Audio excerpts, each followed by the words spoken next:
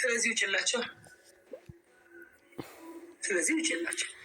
ምን ትወጣለች? ሜሪዬ ምን ትወጣለች? አትወጣም። እሷ እንዴት ብላ ነው የምትወጣው? እንዴ የዝሙት መንፈስ አናቱ ላይ የወጣ ሰው ከሰው ህይወት ይወጣል እንዴ? እናንተ የልጅ አባት የሚያምራችሁ ለምንድን ነው?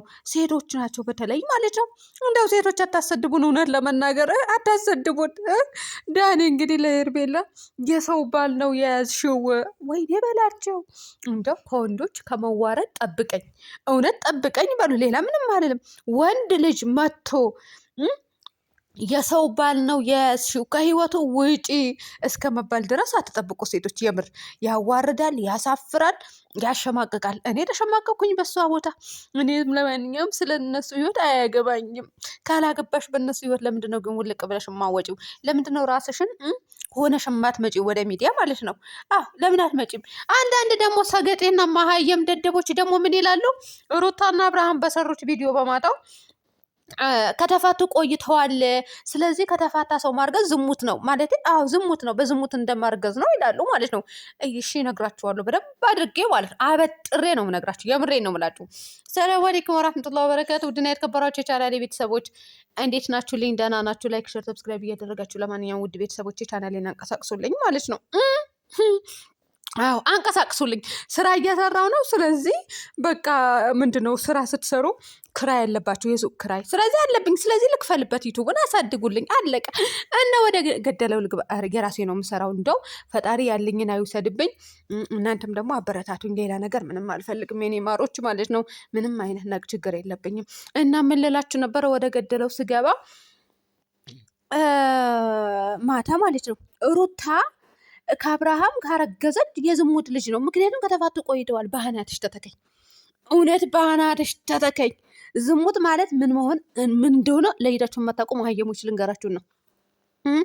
ለአንቺ ለዶላር ብለው ተፋቱ። ለአንቺ ብለው ለአንቺ ለመሀየሟና ለማስተሳሰቧ ዜሮ ለሆነዋ ተፋቱ። ወረቀት ቀደዱ፣ ካርቶን አመጡ። ስንትና ስንት ወረቀት ተቀደደ። ለአንቺ እኮ ነው።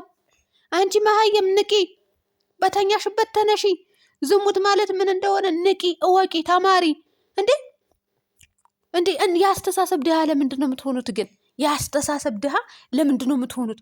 እንዴ አገር ከመጣችሁ እንዴት ምን አይነት አኗኗር ልትኖሩ ነው? ቆይ እዛ አረብ ሀገር ሆናችሁ እንትናችሁ አእምሯችሁ ዜሮ ሆኖ እዚህ ስትመጡ እኮ ማንም መስመር አያስይዛችሁም። እራሳችሁን አስባችሁ አገናዝባችሁ አሰላስላችሁ መድረስ ያለባችሁ። ምን መስራት እንዳለባችሁ፣ ምን ማድረግ እንዳለባችሁ እዛም ሆነሽ ማሰብ አለብሽ። ከአሁኑኑ ጀምረሽ ከዛ ሀገሩን ገብተሽ አእምሮሽን አሳምነሽ መተሽ ምን መስራት እንዳለብሽ ጠንቀቀሽ ማወቅ አለብሽ እኮ። አእምሮሽ ተደፍነዋል እኮ፣ በሩዝ ነው የተደፈነው። እውነት ተደፍነዋል እኮ። ኧረ ምን ጉድ ነው እናንተ! መቼ ነው የምትነቁት ግን ከተኛችሁበት? ማን ነው የሚቀሰቅሳችሁ? እናትሽ ናት ወይስ አባትሽ? ሄደዛ ወግድ ስታስጠሉ፣ በጣም ነው የምታስጠሉት። ለማንኛውም ዝሙት ነው፣ በዝሙት ማርገዝ ነው። ይሄ በነገራችን ላይ የአብርሃም እንትን ነው ውጤት ነው። ይሄ እንድትሉ የሚያደርጋችሁ ማለት ነው። አንደኛ ልጅ አስባችሁታል ጋይስ? ያረገዛችሁት ልጅ ከዛ ሌላኛው ይሄ ተመልካች ማንም አለሌ ተመልካች አለሌ ልበላችሁ፣ ዱርጌ ስለሆናችሁ አለሌ ስለሆናችሁ የሆነ ስርዓት ስለሌላችሁ አንዳንድ ተመልካቾች ናችሁ። እኔ ሁላችሁም አይደለም የምናገረው ውድ ቤተሰቦቼ። ስለዚህ ልጅ የገዛ ልጃቸው በዝሙት ነው የተረገዘ እስኪልባችሁ ድረስ ነው የምትደርሱት። ያ የማን ነው? የአብርሃም ውጤት ነው።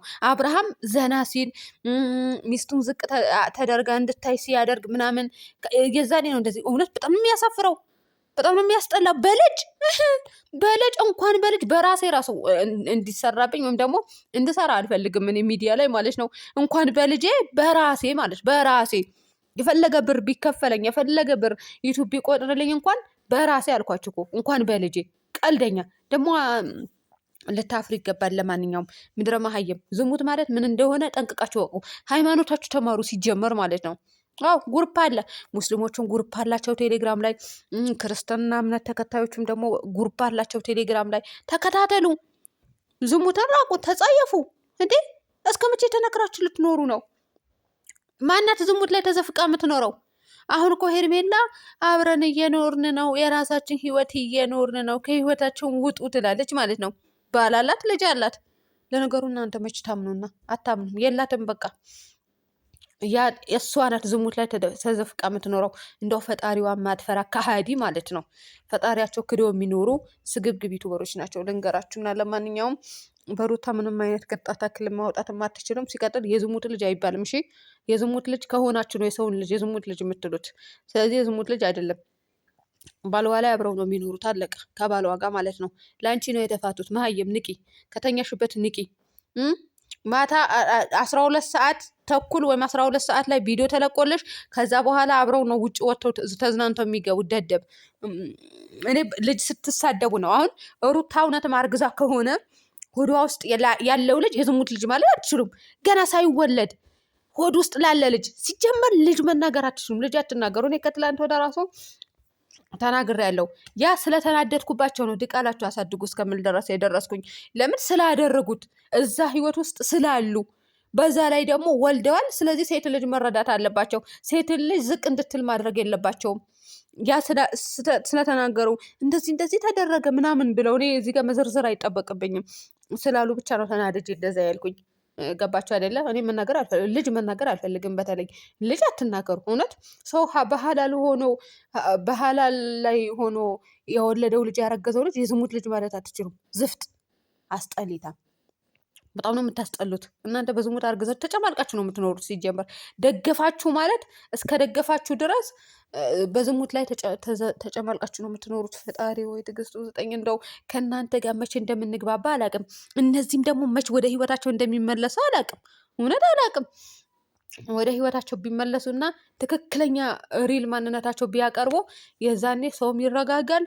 አዳሜ ደግሞ ምድረ ቅሌታ ሙላ ምን እንደምትሆኑ ማየት ፈልግ ነበረ። እውነት እፈልግ ነበረ፣ ግን መቼ እንደሆነ አላቅም። ለማንኛውም ዳኒም ተናግረዋል በአሽሙር። ምን አለ እሱ ልጁ ሊያይ ሄደዋል።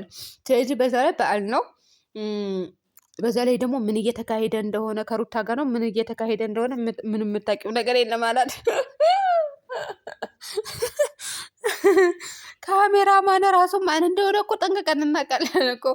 ያንን ራሱ ይገባችሁ ነበረ። ለማንኛውም ልጅ የዝሙት ልጅ አይባልም። ባል አግብታ የምትኖር ሴት ሽማግሌ ተልኮላት 80 ታስሮላት ባልዋ ላይ ያረገዘች ሴት ኒከት ታስሮላት የወለደች ሴት ወይም ያረገዘች ሴት የዝሙት ልጅ አይባልም።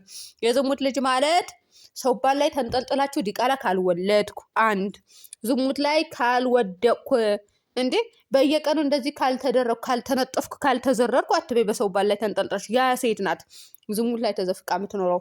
እሷ እናንተ እንዲካሳ ይታሰርላችሁ ወይም ሽማግሌ ተልኮ 80 ሳይታሰርላችሁ የምትወልዱት ልጅ ነው ዝሙት ልጅ የሚባለው። ለማንኛውም ከባል ዋጋ የምትኖር ሴት እኮ አይደለችም የዝሙት ልጅ የምትባለው። እና ቆፍጨን በሉ። ለማንኛውም ዝሙት ምን እንደሆነ ተማሩ እንጂ ዲቃላ በዲቃላ ታደርጉብን እንትን ላይ ማለት ነው። ኢትዮጵያ ውስጥ ኑሮ ተወደዋል በአሁኑ ሰዓት። እውነቴን ነው የምላችሁ። ለማንኛውም ውድ ቤተሰቦች በጣም ይቅርታ ለንግግሬ። እውነት ለመናገር የዝሙት ልጅ ምናምን ተብሎ ሲኮመት ነው የተናደድኩኝ ማለት ነው። እንግዲህ የመረራችሁም ትውጡታላችሁ። እንግዲህ መጨረሻው ይደርሳል ብዬ አስባለሁ የሆነ ጊዜ። ሰላም ሁኑልኝ ቤተሰብ።